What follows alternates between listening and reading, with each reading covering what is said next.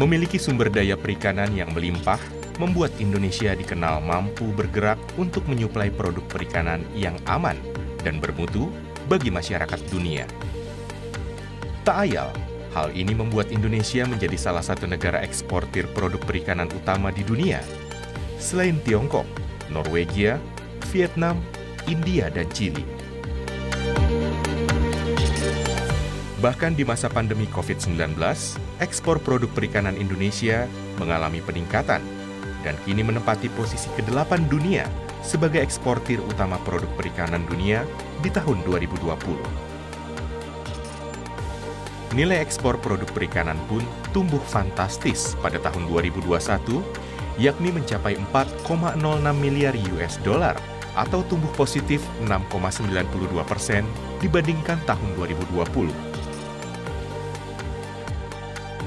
Hasil produk perikanan Indonesia ini lantas diekspor ke berbagai negara di dunia, seperti Amerika Serikat, Tiongkok, Jepang, Australia, Uni Eropa, dan beberapa negara ASEAN.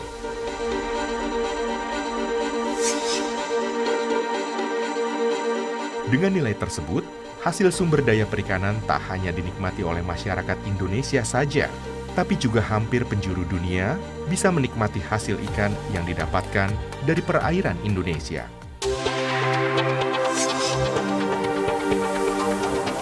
Berdasarkan data triwulan ketiga tahun 2021, hasil produksi ikan tangkap di Indonesia jumlahnya mencapai 5,80 juta ton.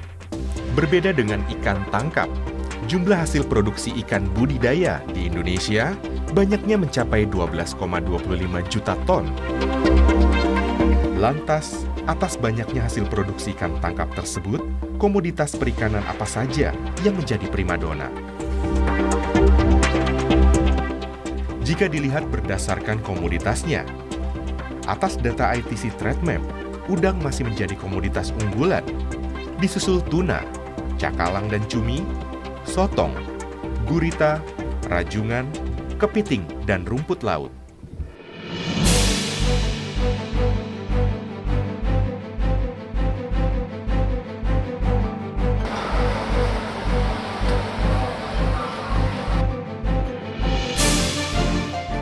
Pelabuhan dan bandara. Keduanya menjadi pintu gerbang aktivitas ekspor maupun impor lintas negara. Tak terkecuali Indonesia.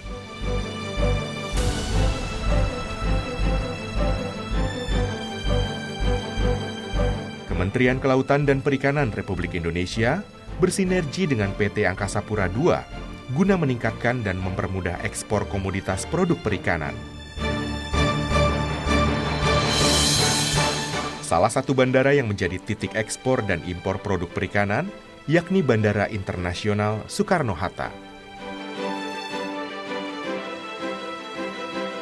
Memiliki predikat salah satu bandara terpadat, Bandara Internasional Soekarno-Hatta berpotensi meningkatkan laju lalu lintas ekspor produk perikanan.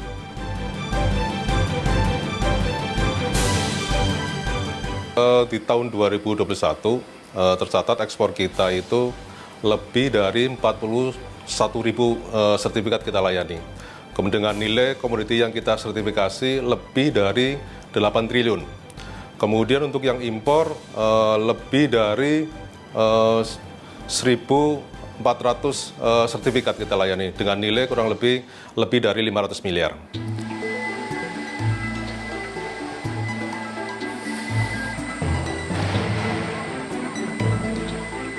Selain meningkatkan nilai ekspor, kerjasama ini diharapkan dapat meningkatkan kelancaran pengiriman, sinergitas pengawasan, sertifikasi kesehatan ikan dan mutu hasil perikanan, khususnya melalui Bandara Internasional Soekarno-Hatta.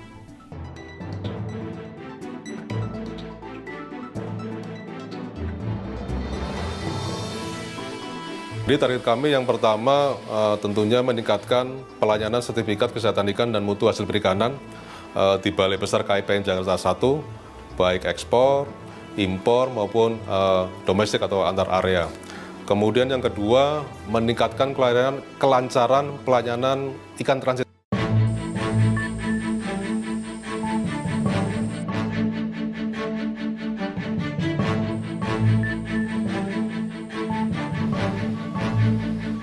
Hingga saat ini terdapat 35 bandara yang tersebar di seluruh Indonesia dan menjadi titik ekspor dan impor. Tak hanya menambah titik ekspor impor, salah satu solusi untuk mempercepat pengiriman produk ikan adalah melalui penerbangan langsung atau yang disebut direct call.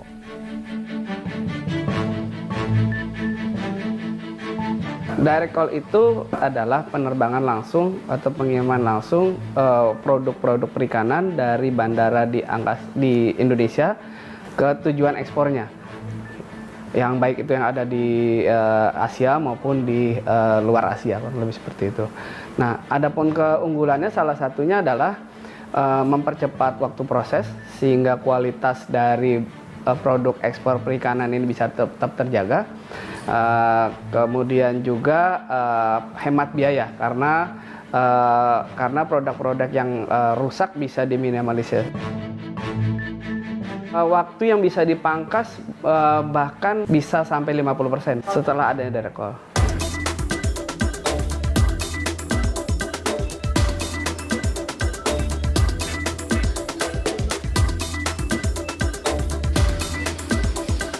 Semua produk ikan dapat di direct call, termasuk ikan hias.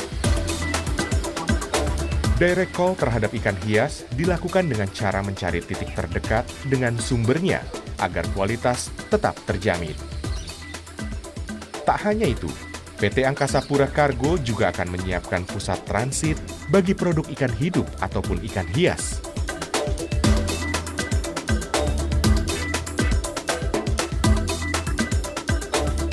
Kenapa hal itu dibutuhkan? Karena adanya perbedaan waktu pada saat produk perikanan itu sampai Soekarno-Hatta, Jakarta, menunggu sampai produknya maskapainya siap menerbangkan barangnya itu untuk ekspor. Nah, itu kita akan siapkan fasilitasnya, tentu menggunakan standar yang ada di BKPM, sehingga hal ini bisa menjamin kualitas dari produk itu.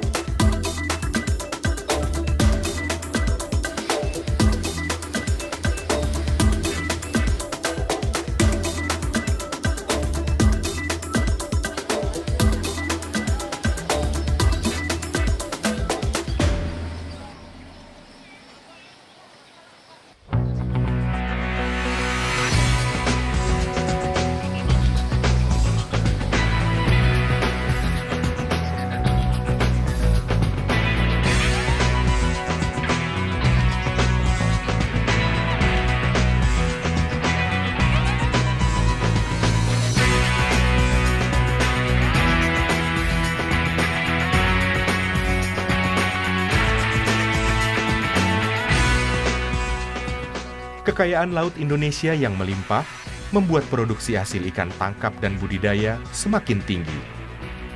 Selain dikenal memiliki sumber protein hewani yang baik untuk kesehatan tubuh, ikan dan produksi laut lainnya kerap dipertimbangkan oleh ahli gizi sebagai sumber utama yang penting bagi tubuh.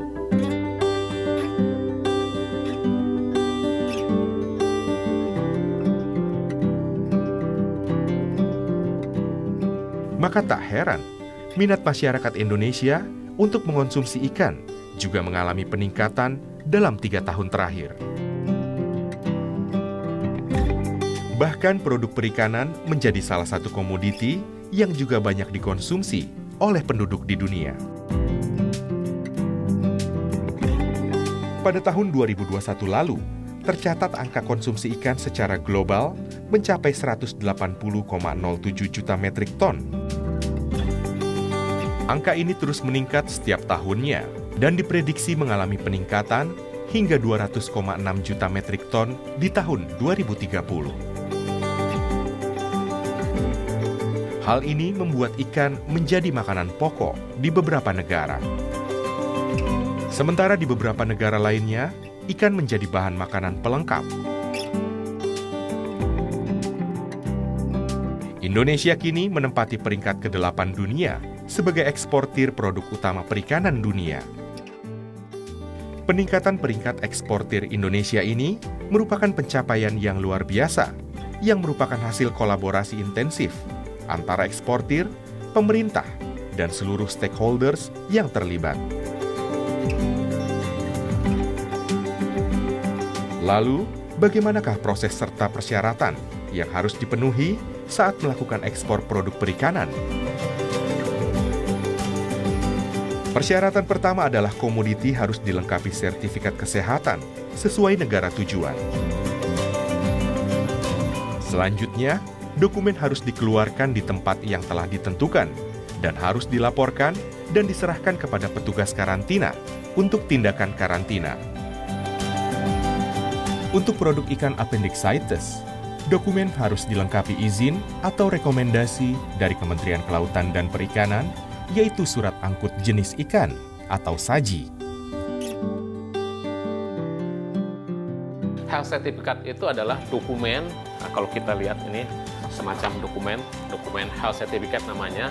Di sana menjelaskan ikan yang tercantum, ikan dan produk perikanan yang tercantum di dalamnya, taruhlah misalkan itu udang, taruhlah itu ikan tuna, taruhlah itu ikan produk perikanan kayak kakap, kemudian yang lain-lainnya.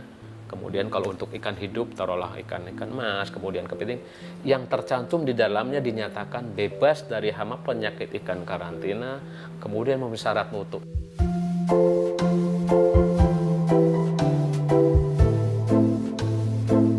Kemudian yang ketiga, diamanatkan juga untuk melakukan pengawasan pengendalian terkait mutu dan keamanan pakan. Mutu dan keamanan pakan ikan ya, bukan pakan. Kalau pakan manusianya masuk ke pangan tadi, ikan sebagai produk pangan. Nah, mutu pakan, taruhlah untuk yang digunakan untuk budidaya, kita juga melakukan pengawasan memastikan ya memenuhi syarat mutunya. Selain harus memenuhi persyaratan yang telah ditetapkan, eksportir juga harus melalui beberapa tahapan prosedur layanan karantina ekspor. Tahap pertama, eksportir harus melakukan pencatatan PPK secara online atau manual dan mencetak permohonan. Petugas akan menerima permohonan penerbitan Health Certificate atau sertifikat kesehatan dan memerintahkan verifikator untuk melakukan pengecekan dokumen. Selanjutnya, petugas verifikator akan melakukan evaluasi kebenaran dan kesesuaian dokumen permohonan. Hasil evaluasi yang terverifikasi akan dilakukan pencetakan draft HC dan mengeluarkan surat perintah verifikasi lapangan.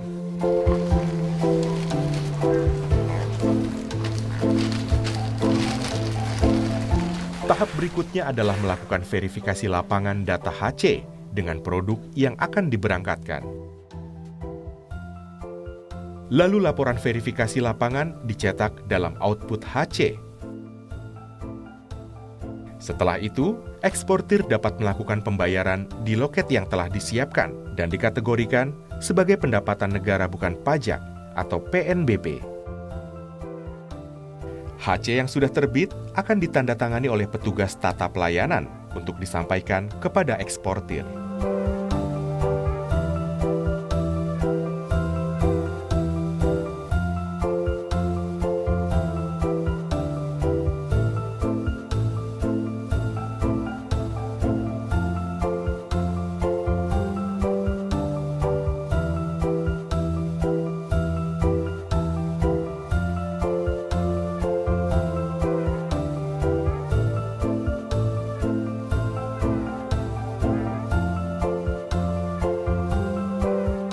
Nah, berbeda dengan yang sudah menerapkan sertifikat cara karantina ikan baik. Ini pelayanan sertifikat kami hanya melalui monitoring dan surveillance yang kita lakukan kurang lebih sebulan sekali, Pak. Jadi tentunya ini sangat membantu pengguna jasa sehingga waktunya lebih cepat, kemudian biaya juga lebih murah, dan pada hari pengiriman kurang lebih hanya butuh kurang lebih waktu ya sekitar 45 menit sudah bisa kita terbitkan sertifikatnya. Jadi tidak harus menunggu lama seperti yang ini produk.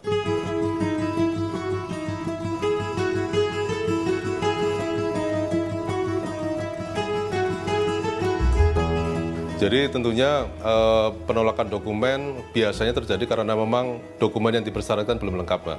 Sehingga PPK yang mereka ajukan kita kembalikan, kemudian untuk dilengkapi dulu data dukungnya, setelah lengkap baru kita proses lebih lanjut seperti itu.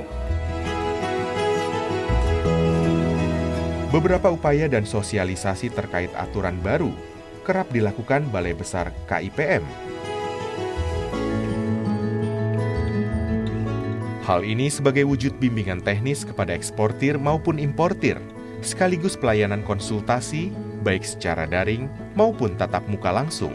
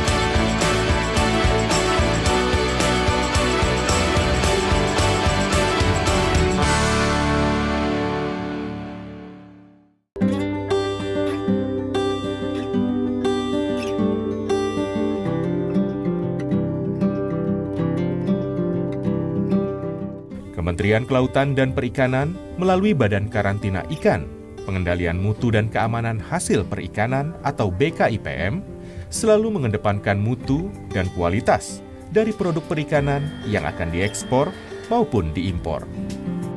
Salah satu pengendalian mutu dan kualitas adalah dengan pengujian produk perikanan untuk memastikan bahwa produk perikanan terbebas dari penyakit ataupun bakteri. Pengujian dilakukan oleh panelis atau penguji dari Laboratorium Karantina Ikan milik BKIPM. Dengan mengambil sampel dari produk perikanan yang akan diekspor, penguji laboratorium akan mengecek secara fisik dan juga tingkat kesegarannya dari produk perikanan tersebut.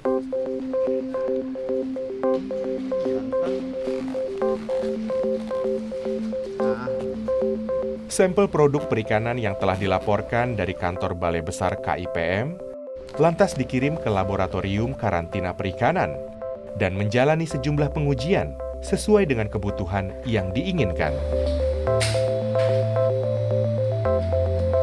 Saat sampel perikanan diterima oleh pihak laboratorium, sampel tersebut akan diuji terlebih dahulu di bagian nekropsi sampel dan parasit untuk pengambilan organ target. Tahap awal ini dilakukan untuk pengecekan secara detail untuk mengetahui keberadaan parasit yang terdapat pada produk perikanan dengan cara dibedah dan diambil organ dalamnya. Setelah pemeriksaan pada tahap ini selesai, produk perikanan akan diuji kembali sesuai dengan kategorinya.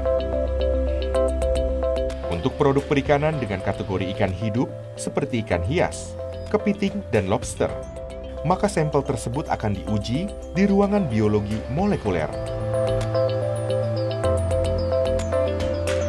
Di ruangan ini produk perikanan akan diperiksa apakah terdapat virus ataupun bakteri dan jamur. Pemeriksaan dilakukan secara biologi molekuler untuk mendeteksi DNA ataupun RNA yang dimiliki oleh ikan. Untuk sampel produk perikanan kategori ikan fresh, seperti ikan beku atau ikan yang baru saja ditangkap, sampel tersebut akan diuji di ruangan organoleptik. Sampel produk perikanan ini akan diperiksa uji sensorinya. Hasil dari pengujian tersebut akan terlihat mutu kesegaran dari produk perikanan. Hasil pengujian yang telah dilakukan akan direkap oleh bagian administrasi laboratorium dan laporannya akan dikirimkan ke kantor pelayanan BKIPM. Jika hasilnya dinyatakan lulus uji, maka produk perikanan bisa langsung dikirim ke tempat tujuan. Namun jika produk perikanan yang akan diekspor tidak lulus uji, maka akan dilakukan penolakan.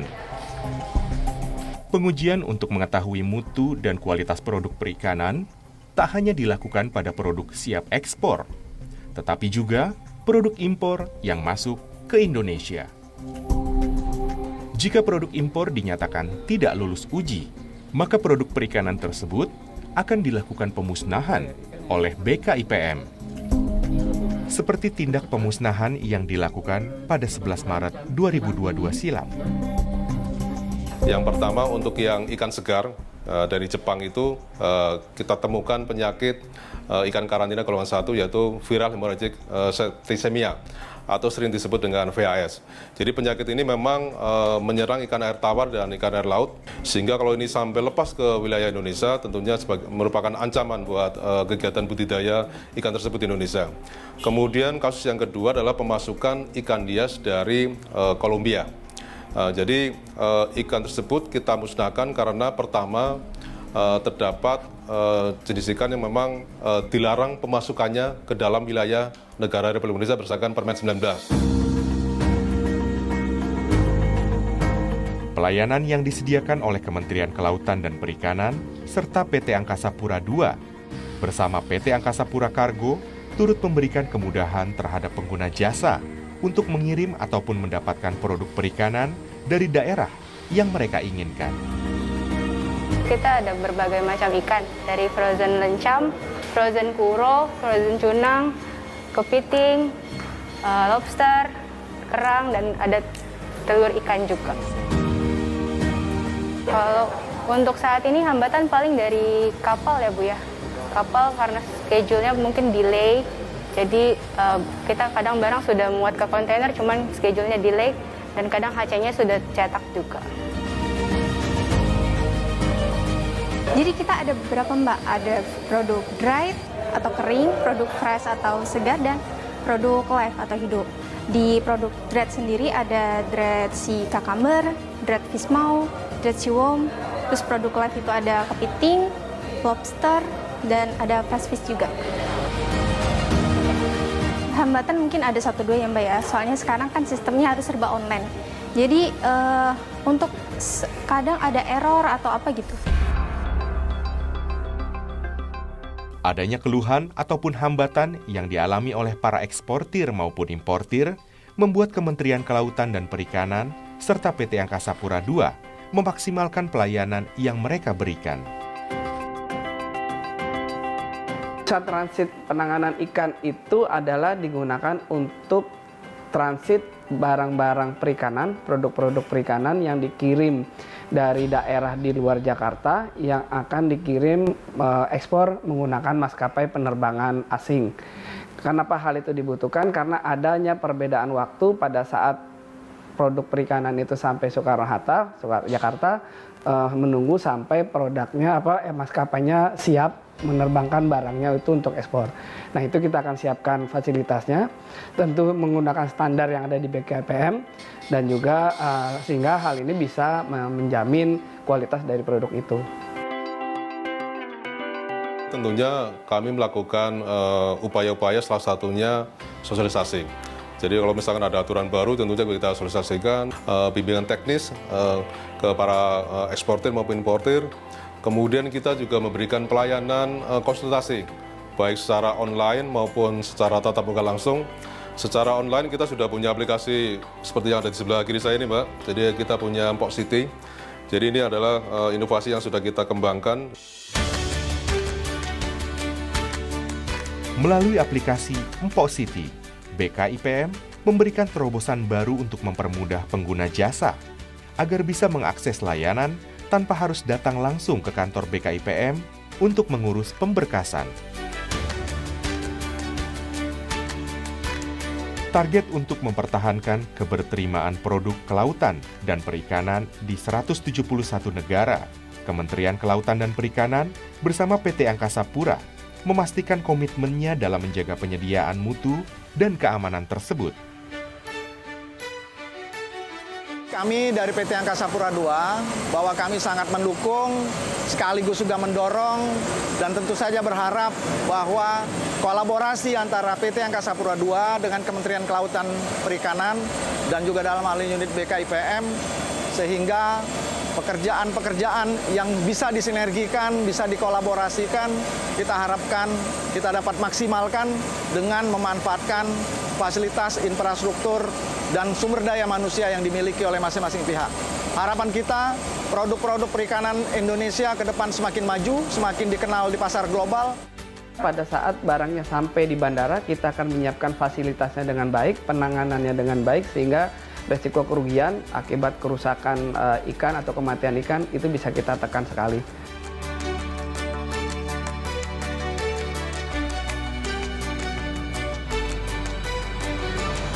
Program terobosan Pak Menteri itu 3 untuk perikanan tangkap, tentunya berbasis kuota itu sangat besar, kemudian akan dimanfaatkan. Kemudian kita tahu target ekspor ada, dari sekian volume yang diproduk itu kan ada target. Kita catatannya adalah di tahun 2024 itu 20,6 juta ton dalam konversi kurang lebih target 15 miliar dolar gitu ya. Nah, ini dengan quality assurance kita diminta untuk mulai mengawal bagaimana konsistensi pemenuhan standar berbudidaya yang baik. Kerjasama dan peningkatan sinergi ini diharapkan mampu memangkas biaya yang dikeluarkan eksportir saat melakukan ekspor produk perikanan. Selain itu, sinergi Kementerian Kelautan dan Perikanan bersama PT Angkasa Pura II diharapkan bisa memfasilitasi pelaku usaha produk perikanan agar dapat terus eksis di pasar dunia.